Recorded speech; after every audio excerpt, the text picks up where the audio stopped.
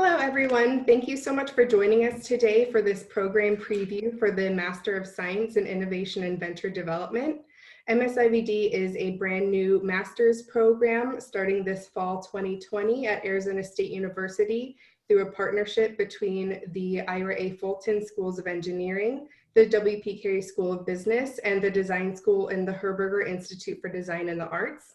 My name is Jackie Collins, and I'm the graduate coordinator for the MSIVD program. So I'm here to answer any questions that you have about the application and admissions process, and I'll be serving as the academic advisor for MSIVD program students starting this fall. I want to get started today by going over a brief agenda of what we'll be covering in this webinar. So Cheryl Heller, our program director, will be providing you with an introduction to the MSIVD program. I'll then be introducing you to Riva Drummond, our MSIVD faculty speaker for today. He's going to be speaking to the topic of navigating uncertainty, and he'll be covering some information about the MSIVD curriculum. I'll then have some information about the program's admission requirements and what you can expect the application process to look like, as well as talking about the program tuition and some financial aid options that might be available to you through the MSIVD program. We should then have some time at the end for a Q&A. So throughout this presentation, if you have any questions about anything that Riva or I are covering, please feel free to put those in the Q&A portion of the webinar, and we will address those at that time. So I'm going to right now turn it over to Cheryl Heller. Like I said, she is the program director for MSIVD and the director of design integration at ASU. Cheryl. Thanks, Jackie, and welcome everyone. Thanks for coming. This program represents a new kind of education that's intended to prepare people to lead change. And it's the result of many years of planning and observation of what it is that people need to succeed, not just to innovate for innovation's sake, but to develop new ways to live and to work together for the long term. When we first decided to launch this program, we were living in a very different world, one where it was important to know how to navigate uncertainty and innovate new ways to live and to work. But it wasn't yet a matter of life and death. Now we believe there's a greater need than ever for leaders who can innovate and create opportunities and navigate uncharted waters. So we believe the program is more important and more timely than ever because it teaches people how to do that. And before I turn it over to Riva, I just want to say stay well, and we hope to see you in the fall. Thank you, Cheryl. So now we will be hearing from Riva Drummond. Dr. Riva Drummond is a clinical assistant professor at ASU's W.P. Carey School of Business and faculty for the MSIVD program. With 30+ years of teaching experience, of which more than 20 were spent teaching executive education and leadership business schools and university, Dr. Drummond has won multiple Teaching Excellence Awards and has held C-level positions as president, CEO, rector, dean, and executive director. An original partner and board member of the Anima Educational Group Brazil, he was a visiting associate professor at the Hong Kong Polytechnic University and the University of Hong Kong. He figures as founding partner and executive director of Riva Davia and Associates, working with world-class organizations such as MasterCard, HSBC, Citibank, GM, Ford, Bank of the West, Nissan, IBM, among others. His latest book, Making Innovation Work, was recently published in Brazil and figures among the best-selling business books since 2018. With that being said, Riva, I'll turn it over to you. Oh, hi everyone, thanks Jackie. Once again, welcome to our MSIVD webinar. I have 3 topics planned for this conversation of ours today. Topic 1, innovation. What's the starting point? What I think participants should know about innovation. Topic number 2, why MSIVD? I'll explain how MSIVD works, examining what we labeled studio courses and support courses. And topic 3, why is MSIVD important right now? So without further ado, let's address topic 1, So what do I think participants should learn and know about innovation? So this is a question I get often. What is innovation? What's the starter kit of innovation? It's worth noting that even C-level executives I talk to, they have a hard time defining innovation. And they also express how troublesome it is to come up with a shared definition of innovation. In a nutshell, they don't seem to speak the same language in this topic. For some of them define innovation as invention. Others say it's all about creativity, products, technologies. Well, although all these concepts are related to innovation, they do not give them a big picture. So what is not innovation? Inventions and patents. We can have thousands of inventions and patents, none of them which are scalable nor commercially applicable. People think innovation is all about creativity. People might be creative themselves, but that creativity might not be shown in the organizational arena in order to create a customer. Pay attention to that. Create a customer. As we will see today, there are differences between creating a customer and keeping a customer. And I have learned as I have aged that one thing is true: culture does eat strategy for breakfast. So every time I discuss creativity in a workshop, when I'm delivering a keynote address, I ask people, do you guys think you are creative?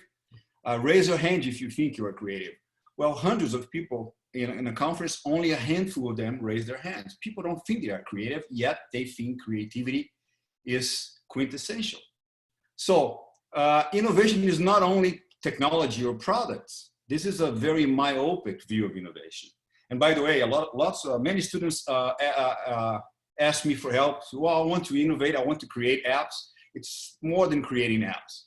So I can give you now a working definition of innovation. And we can use two approaches to define innovation. One that I especially like is called the jobs to be done, tasks to be executed approach.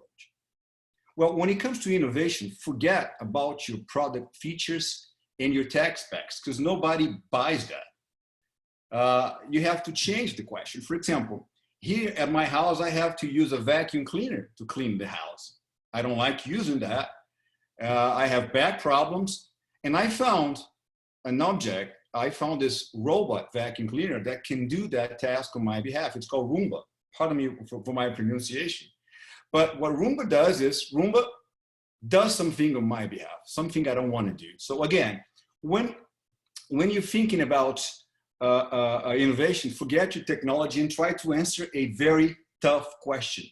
What is the problem your customer, prospect, suspect is trying to solve? What tasks are they trying to execute? And how can you, innovator, help them at a profit for you, making their lives easier, simpler, faster, cheaper, and more convenient? So that's the first approach. And a second approach, I think it's an approach that is very appropriate, as Cheryl introduced our webinar today. I like looking at innovation as managing under conditions of high uncertainty. Well, I teach in most MBAs I teach, they train their students to manage under conditions of certainty in a very linear context. So students are trained to cater for their existing customer base. Why? Because corporations are designed for execution and performance, but not for innovation. Corporations are performance machines, right? They discuss things such as resource allocation, values that guide decision-making, they refine their processes. But what happens when they have to manage for uncertainty? Nothing wrong with the MBA. If you want to learn how to manage under certainty, well, the MBA is right for you. But if you are concerned about managing under conditions of high uncertainty, well, you need a new toolkit. You need new tools for doing that. So to wrap up our discussion of uncertainty, right now we face three types of uncertainty. Well, when we're looking at innovation, three types of uncertainties.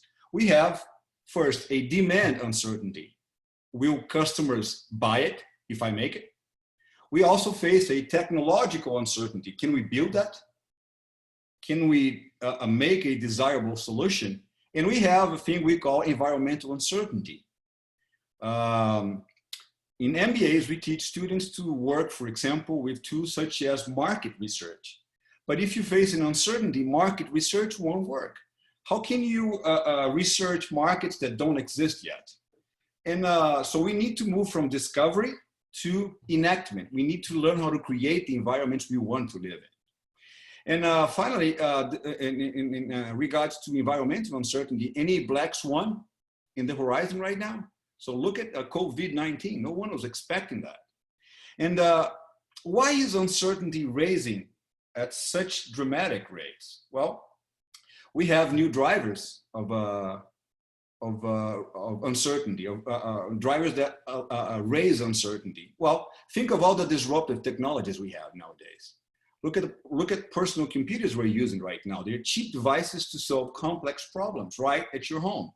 Think about the internet, very low cost distribution channel. And in a broader sense, think about information and communication technologies. Think of networks, think of smartphones and iPads. And if you look at the BRICS, look at the emerging economies, think of Brazil, Russia, China, India, and some authors include South Africa. We are looking at least 2 billion potential entrepreneurs nowadays.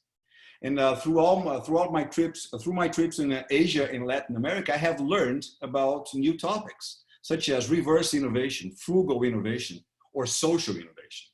So this is our first slide. We're addressing the concept and what I think you should know about innovation. Let's move to our slide number 2, please. So at MSIVD, you will build a new venture. I don't know if you watched our first video, our colleague, another faculty member, Brent Siebold, said it's a graduation requirement.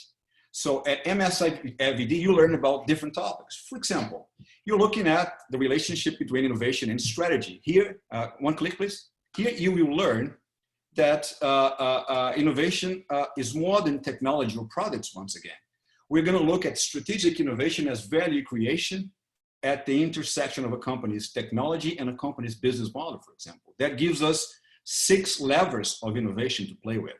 We can innovate by creating products, services, processes, and enabling technologies such as IT and technologies for production engineering. On the business model side, we're going to innovate by creating new value propositions, supply chain innovation, finding new ways of delivering innovation. And we also have to think about customer segments. To whom are you innovating for? So, and also here, not only you're thinking about customer segments, but you're also thinking about how to attack non-consumption. People who are not your clients, under what conditions can they become your clients? One more click. Looking at execution, you should ask yourselves, what problems will I face when I try to execute, when I try to make innovation work in order to create my venture? Well, I have done extensive research on this topic, so I recommend that you pay attention to social behavioral issues.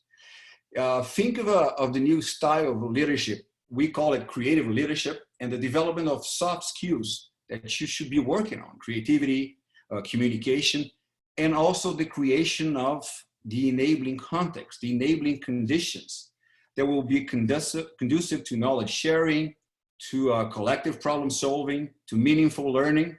So you're no longer the owner, you're no longer the manager, the CEO, but you're someone leading new experiments. So you create new enabling conditions so your team can be successful with you.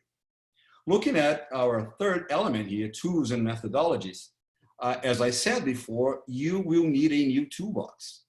And nothing better than learning from 3 different knowledge domains: design, engineering, and business, that are specialized in complex problem solving.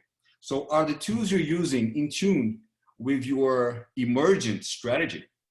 Do you know how to use them? Can you facilitate the use so others can also learn? So in order to lead this, you will need not only technical skills, but facilitation skills. And our fourth element here, metrics. One more click, please. Looking at metrics, are you aware of new tests, new metrics to help you understand if you are on the right path. So I could sit here all day long and talking about that. Smoke test, vote test, cold call test, new metrics such as IP, the innovation premium, NPS, the net promoter score. So I learned about all this novelty, moving out of my comfort zone, studying and learning from designers and engineers, as I do have a background in business. Next slide, please. This is my last slide. And now I want to address the question, why MSIVD and why now? So MSIVD is an end-to-end process to create, refine, and bring new ideas to market. As you're seeing right now, we represent that process in a very linear way, but it's not linear at all. It's an iterative process. Studios 1 to 4 cannot be addressed using traditional management. We need a different approach, a more entrepreneurial approach. So Studio 1 to Studio 4, they combine knowledge from design, business, and engineering that will give you this new repertoire to face times of uncertainty. And I can assure you, none of the 3 knowledge domains is able to do it as a standalone. A second question I get is, who should apply? Well, are you facing problems characterized by uncertainty? Are you curious and willing to make a difference in the world? Are you a manager facing declining growth? Are you an entrepreneur wishing to maximize your chances of success? Are you someone trying to reinvent education like myself? So if you are, this program is for you. Let's take a look at studio number 1. It's called Discovery and Insight. Here we're looking at the clues to opportunity. Our moms told us not to talk to strangers, right? But here we say the opposite. Go out there and talk to strangers. Learn new behaviors, like asking tough questions, observing, like anthropologists do, expanding your network beyond Twitter and Facebook, and experiment. So here you're going to learn how to search broadly for insights about problems worth solving. Studio 2, we call it problem reframing. Here is where you discover the jobs to be done and the tasks to be executed I was talking about. Looking at the jobs to be done, we can think about that in terms of functional jobs, social jobs, or emotional jobs. Here we will explore customers' needs or problems. And we have to answer the following question. Is this problem worth solving at a profit? Studio number 3, we call it Explore, Fail, Solve. This is a fun one. This is where we start building prototypes, theoretical prototypes, virtual, minimum viable prototypes. And here we will avoid developing full-scale products, full-feature prototypes, because our goal here is not to build the best prototype in the world. Our goal here is to test if our ideas are valid or not. I like saying that the goal of a prototype is to allow you to learn as fast as you can. I also like to quote something I saw when I visited a company called IDEO in San Francisco. A prototype is worth 1,000 meetings. So if you have figured out how to delight a customer, now you can move to studio number 4, business model. Here is where you validate your go-to-market strategy. And now it's time to think about the other elements of your go-to-market strategy. You have thought about your value proposition, you have thought about your customer segments, but now it's time to add more elements, such as your revenues, costs, partnerships, relationships, and a few others. So in the first 4 studios, we have addressed the innovation process using a different approach that traditional management cannot offer you. Studio number 5 is all about scale. I think scale is the realm of traditional management, but we are going to have amazing insights from our friends from design and engineering as well. And take a look now at the support courses we have. In those support courses is where you learn how to create the enabling conditions I was talking about to make innovation work. I learned with the Japanese, they call this enabling context, enabling conditions as ba, B-A in Japanese. That means roughly space. Philosophically, they want to say that there's no knowledge creation in vacuum. You need to create time and space for it to happen. So next slide, please. So now I think you're probably more curious about MSIVD. We are here to answer your questions, but before Q&As, I'll hand it back to Jackie. Jackie, please.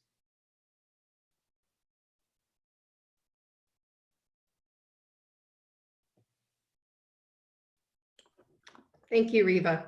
Okay, so before we do get into the Q&As, I do want to go over some information about the program's application requirements. So applicants are eligible to apply to this program if they've earned a bachelor's or master's degree in any field from a regionally accredited institution. So you do not specifically need to have a degree in design or business or engineering in order to apply. In terms of application materials, you will need to provide updated undergraduate transcripts. We do recommend uploading your unofficial transcripts to the online application. International students who need to meet the English proficiency requirement, ASU does offer several different methods to meet this requirement. One thing to note, we are currently accepting the Duolingo English test for international students who need to meet this requirement and may be affected by testing center closures due to COVID-19. And then you will also need to provide an up-to-date copy of your resume, as well as a letter of intent. The letter of intent is your opportunity to introduce yourself and highlight any skills or experiences you've had that you feel will make you a particularly strong applicant for this program. We do expect that the letter of intent will weigh heavily in the evaluation process. So I do recommend giving a good deal of time and thought to what you include in this portion of your application. The letter of intent should be no more than 3 pages double-spaced. So we do have our priority application deadline coming up on April 15th. Another important thing to note, we are currently offering a waiver of the application fee for any applications that are submitted by that priority deadline. So if you do plan to apply by the 15th of April, please contact me. I will have my contact information at the end of this presentation, and I will make sure to work with you to get that application fee waived before you submit your application. That being said, however, we do expect to continue to accept applications on a rolling basis until fall. So once you submit your application, if you are selected to move to the next stage of the evaluation process, you will be sent some additional questions to answer, and you will be asked to schedule a brief 30-minute online interview before you receive an admission decision. I also want to go over a bit about what the tuition and fee structure will look like for this program. So on the screen right now, you should see a graphic that outlines what the tuition and fees will look like for 1 semester in the program, either in the fall or spring. MSIVD students will be subject to ASU's base tuition rate per credit hour, as well as the mandatory graduate student fees. In addition, the MSIVD program does have a program fee of $4,000 per semester. So this graphic should give you an idea of what you would expect your tuition bill to look like in fall or spring, keeping in mind that when you finish the program in the summer, you will be taking only 6 credit hours versus 12, so your tuition will be lower in your last semester in summer when you're finishing out the program. I've also included at the bottom of this slide a link to ASU's tuition estimator. I'll be sending out a copy of the slide to everyone as well if you want to take a look at that tuition estimator. If you are a non-resident or international student and you'd like to get a sense of what the tuition difference per credit hour is, you can go ahead and review that there. In terms of funding and financial aid opportunities, we do expect scholarships to be available through the program. I do recommend, if you would like to be considered for program funding, to get your application in by that priority deadline, as we do expect any available funding to go to those priority applicants. The program is also designated with STEM designation. which activates expanded benefits for veterans, as well as scholarship programs that are structured to specifically support students in STEM-related fields. So those STEM scholarship programs are another great place to look if you are looking for any kind of funding opportunities that may be available to you. Okay, so we are now going to have a few minutes that we can open it up for questions. So I will take a look at the Q&A section of the webinar. If you have any questions and you haven't included them there, please do so now, and we'll do our best to get to everybody before our time is up. You have a great question to start, Jackie. Okay, so someone says, engineering components, I haven't touched a calculus problem since a long time ago. As a STEM program, what level of math statistics am I expected to have already accumulated? So like I said earlier, we are not specifically looking for applicants to have a particular background. So if you don't have a strong STEM background, I don't anticipate that should be an issue for you going into this program. You're going to be working with students from all different types of backgrounds, so we expect different students to bring different strengths to the program. Riva, do you have any other thoughts on that? No, I think you addressed it perfectly. Nothing to add on my side. Okay, great. Jackie, just to add a point, you know, Brian, we have spent a lot of time thinking about exactly the question you asked. And what we want people to leave the program being able to do is work with people who are immersed in calculus, and work with people who are immersed in business, or who are designers, or who are in healthcare. And the idea is that you will come out understanding how to integrate that kind of expertise in what you do and lead a team that is diverse. So that we want you to be fluent in the language you need, and fluent in understanding the roles that these different areas of expertise play, but we're not expecting anyone to come out as a master of calculus. Thank you, Cheryl. I do see we have another question from someone. Do you mind repeating when the program starts? So the program is starting this fall 2020. It's a one-year program, so you would be starting in the fall and then completing in summer 2021. And the priority application deadline is April 15th. Another question we have, is there a cap to how many students get admitted into the program? At this time, no, we do not have a set cap. Because it is the first cohort of this program, we are, you know, kind of looking to get a feel for how many qualified applicants we have, but we're expecting that the initial class will have anywhere between 25 and 50 students.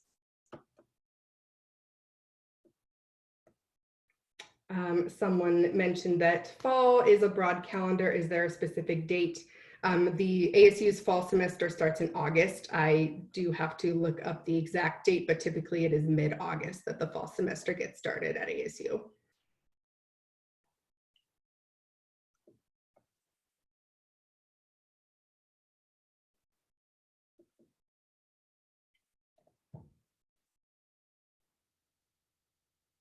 Okay, we have another question. Are there internships associated with the program? Riva, do you want to comment on this one, or Cheryl? I'm happy to, and I'm happy if Riva wants to start. Go ahead, Cheryl. All of you. One of the things that we have spent an enormous amount of time doing is developing an ecosystem of corporate leaders, of successful entrepreneurs who are already, they've been involved in helping us develop the program. They've been involved in helping us understand what they're looking for in employees or investments. And so we are, there's not a formal internship as part of the program, but our students will be meeting and working with this ecosystem of leaders from the time that they come. Thank you, Cheryl. We have just about a minute left, so I am going to answer one final question, and then I am going to turn everyone's attention back to the screen, and I'll have my contact information for you. If you do have a question that doesn't get answered, I will be sending out a follow-up to this to everyone who registered, and I'll make sure to answer any unanswered questions there. But I do see someone is asking if every studio is considered a class. Yes, each studio will be its own individual class. So with there being 5 studios total over the course of the program, you would be taking 2 studios in the fall, 2 in the spring, and then you would finish the program with your final studio in the summer. Okay, so with that being said, we are just about out of time here. I just want to thank everyone again so much for joining us this evening. Thank you to Cheryl and to Riva for your contributions. My contact information is on the screen now. Please feel free to reach out to me if you have any questions about the program, or if you would like to schedule some time to speak further about the program, I'm happy to do so. And like I said, we are currently offering a waiver of the application fee for the program for anyone applying through that April 15th priority deadline. So please be sure to contact me as well if you would like to work to get the application fee waived. Okay, and with that being said, we are out of time here. Again, thank you so much. We look forward to hearing more from you all.